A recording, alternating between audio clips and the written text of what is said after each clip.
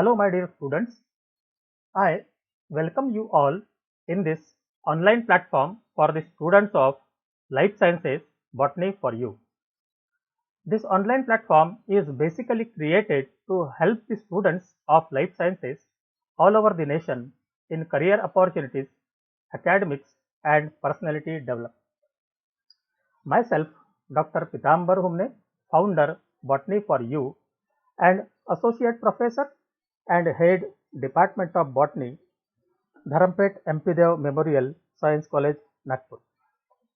Friends, first of all, I would like to congratulate you all NetSet aspirants for the decision to appear for this examination.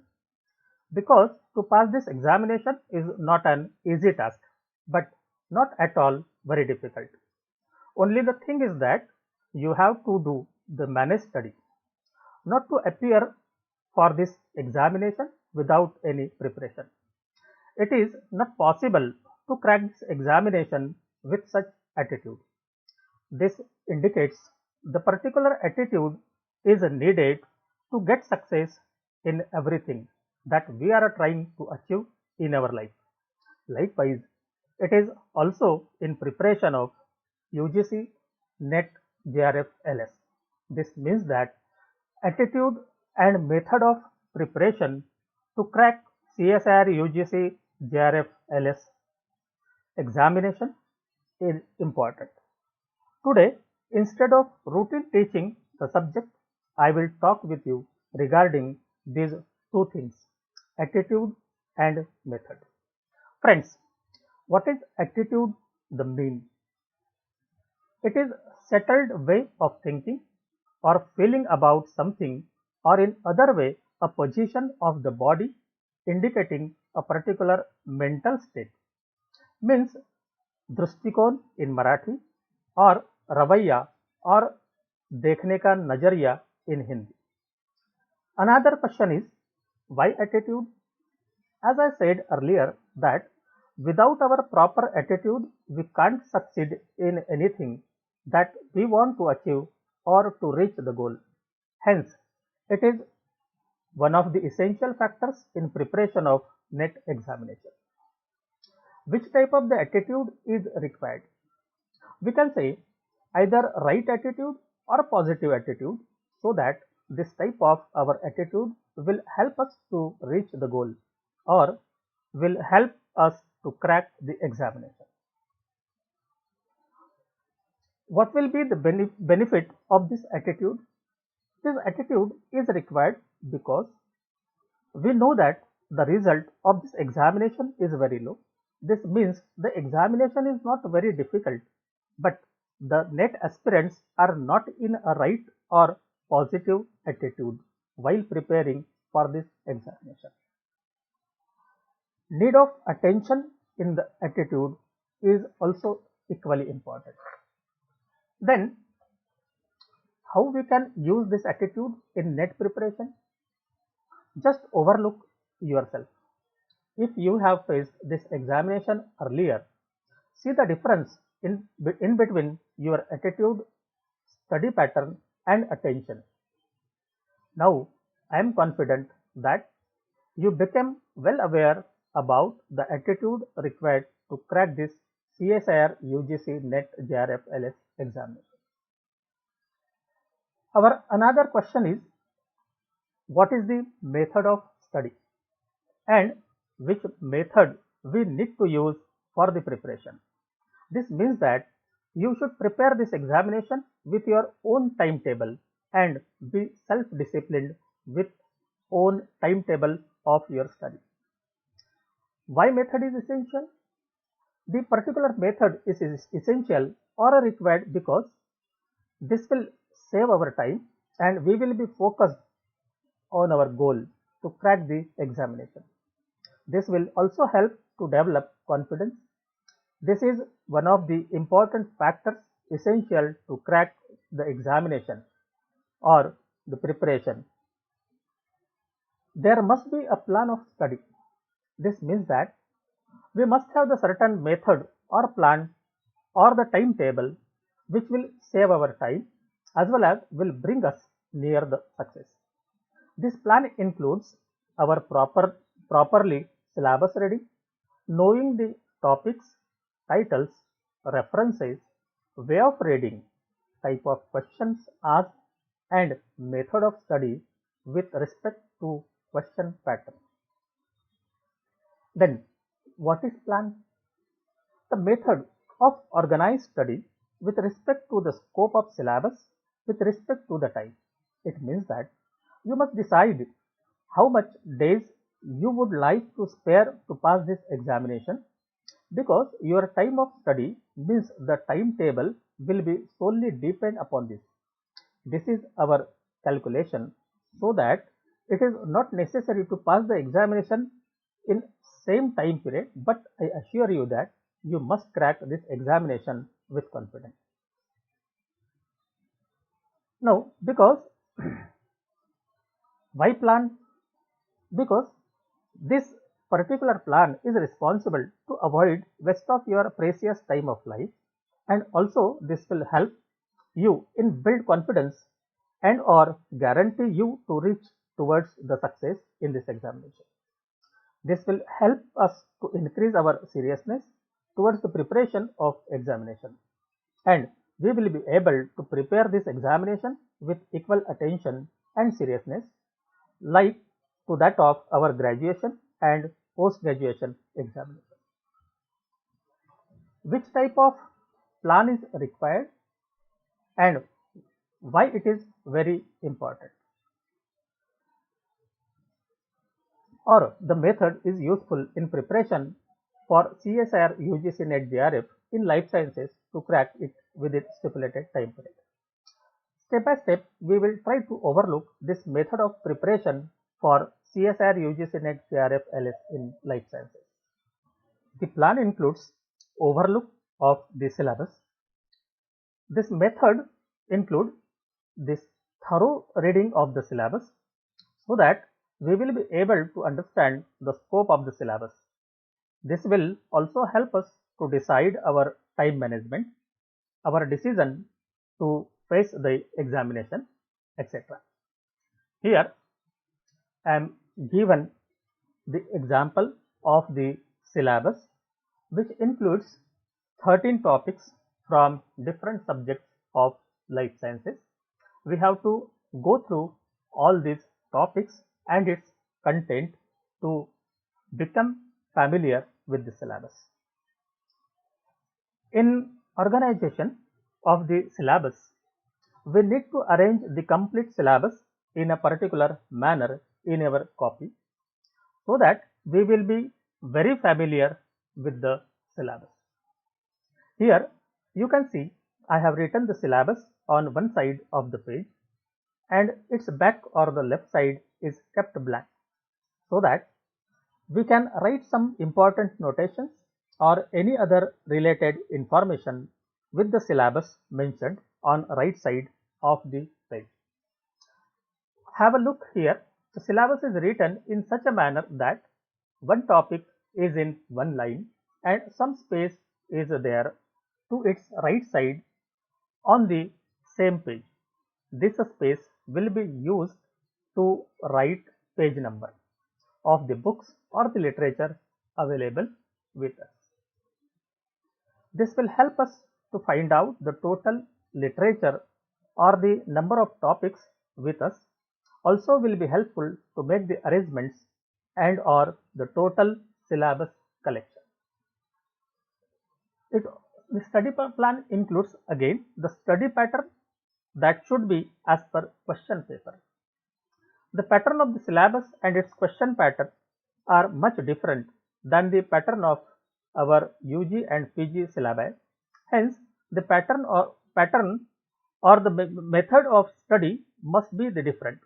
In CSIR UGC NET examination, you need the perfect answer. This is unlike to that of the examination you have faced earlier in your PG and UG examinations. Need to remember this difference while preparation for this examination. Study pattern should be tricky. Many titles or the topics are very lengthy and comparative. In case of such topics, it is very difficult to remember the literature on a click to brain. Such topics, there is a need to find certain tricks while reading so that we can understand and remember it with a fraction of second. This will help us to answer the questions in examination quickly and our time will be saved. Say for example, here we have to take some examples from Unit 8, that is Inheritance Biology. First topic contains the Mendelian principles, dominance, segregation, independent assortments. In second one, that is concept of genes, alleles, multiple alleles, pseudo-alleles, complementation test, etc. We know this meaning of the dominant, segregation and independent assortment as well as the other topics. But when a simple questions are asked, then we are thinking to solve it and spend lot of time. Instead, if you use the tricks, then you can solve the questions easily and quickly. For example, in Moringa plant, fruit characters denoted by genotypes capital T, capital L, small y, and for seeds small r, capital W, capital G. Then what will be the possible gametes will form by these plants? Here we will combine the genotypes of fruit characters, that is capital T, capital L, and small y. And the genotypes for seed characters are small r, capital W, and capital G. This means combination of these genes becomes capital T, capital L, small y, small r, capital W, and capital G. As per our questions, how many gametes will be formed by these genotypes? To answer this question, just split these genotypes in pairs. That is capital T, capital L, small y, small r, capital W, and capital G. Here there are total 6 pairs. In first, capital T, small t, means there are 2 types as both are different. One is capital and another is small. Similarly, in capital L, small l, again 2 types. But in small y, or in small r, there are only one type as it contains both small letters. Likewise, in case of capital W, small w, and again in a capital G, again there is a single type. Multiply these numbers now. That is 2 into 2 into 1 into 1 into 2 into 1 equal to 8. This means that these genotypes of Moringa plant will form 8 type of gametes. Now, another example from a syllabus, that is extension of Mendelian principles, that is codominance, incomplete dominance, gene interactions, pleiotropy, genomic imprinting, penetrance, expressivity, phenocopy, linkage, crossing over, sex linkage, sex limited, and sex influenced characters. Here we will take another example from gene interaction or epistasis or epistatic gene. After reading of complete epistasis, we are trying to learn the total number of ratios given in a different type of epistatic gene interaction. But this type of learning is temporary learning. We always forget such comparative things in the literature, and such topics are important for examination. Now, tricks to remember epistasis.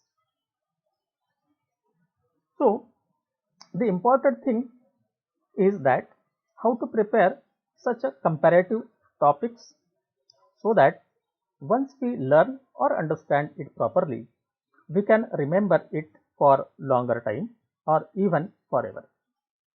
Here, I will not teach the epistasis, but will convey you that how we can remember such topics that we are reading for CSIR UGC NET examination, so that we will be able to answer any question on that.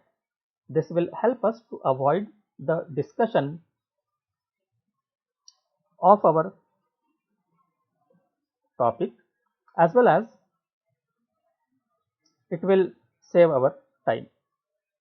In epistasis, there are 6 types of gene interactions. Dominant epistasis with the ratio 12:3:1. Recessive epistasis with the ratio 9:3:4. Duplicate gene with cumulative effect with the ratio 9:6:1. Duplicate recessive gene or complementary gene 9:7. Duplicate dominant gene 15:1. And the last one, dominant and recessive interaction with ratio 13:3. Can you remember the ratios of all these 6 types of epistatic gene interactions?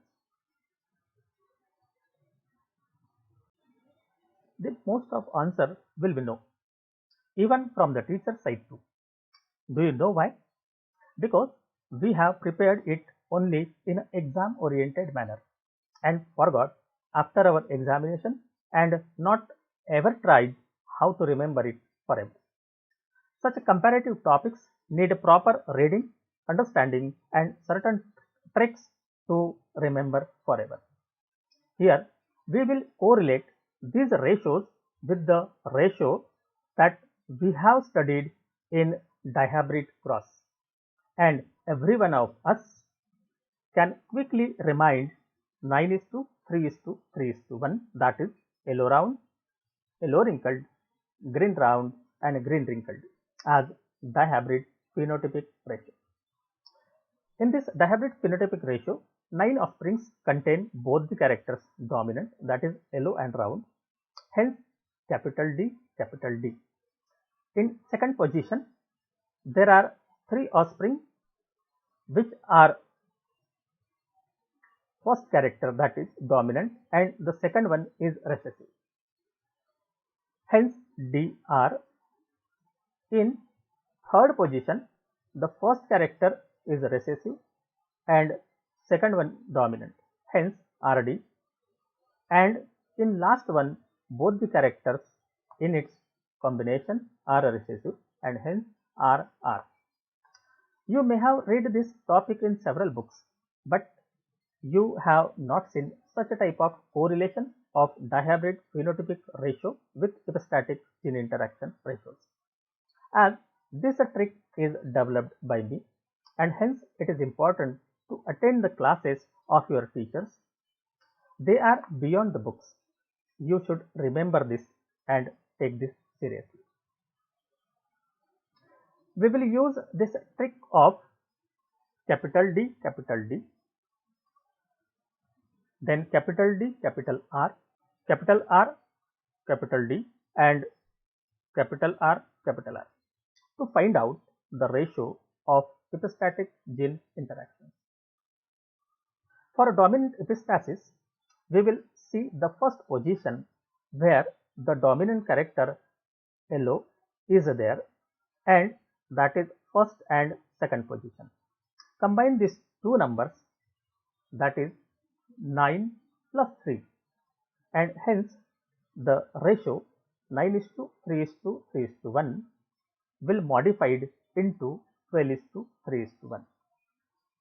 Similarly, in recessive epistasis, the first position recessive character, that is green, found in third and fourth position.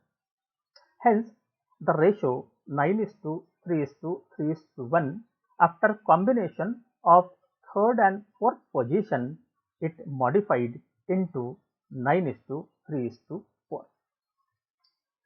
In third type of epistatic gene interaction, the duplicate gene with cumulative effect. In this case, see the third and second position, that is DR and RD, which are found like duplicate of each other. Combine them so that the ratio 9:3:3:1 modified into 9:6:1. In fourth type of epistatic gene interaction, in duplicate recessive gene or complementary gene, add the recessive character, that is fourth number, to duplicate, that is second and third, so that the ratio 9:3:3:1 becomes 9:7. Likewise, in fifth type of epistatic gene interaction, that is duplicate dominant genes, the ratio 9:3:1 modified into 15:1 means the dominant character combined with the duplicate one, that is 9 combined with the central 2, that is second and third position genes, hence it becomes 15, and the ratio for the duplicate dominant gene becomes 15:1. In case of dominant and recessive interactions, the ratio is 13:3, and this is for you to find out some other tricks to remember like these interactions. Some questions for you to think over till our next workshop from 17th to 19th August 2020 as part 2. Here I have represented some questions for you, that is the quiescent or senescent state of the cell is applied to. Endopolyploidy refers to the E. coli K12 lambda strain is lytic to. Bacterial cell having the ability to transform contain. QTL mapping provides the information about. Some other question, that is usually recommended frequency is found to be Bara in Drosophila X-linked recessive. Its cause is Lord score is used in human blood. Antigen is large hairpin loop is formed in prokaryotic mRNA during.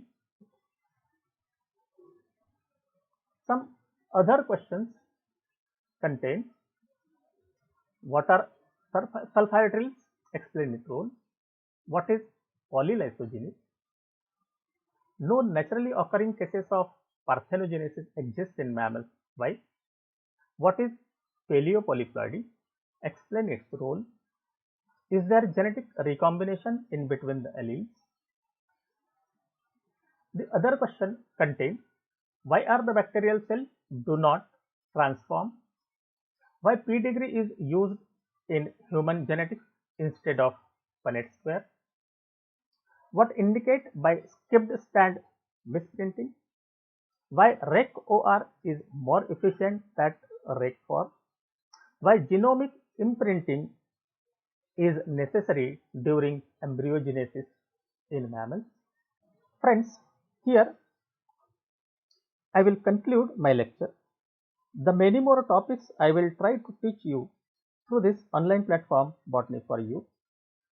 Usually from BSc first year to MSc with CSIR UGC NET examinations as well as SET or SLET examination in near future.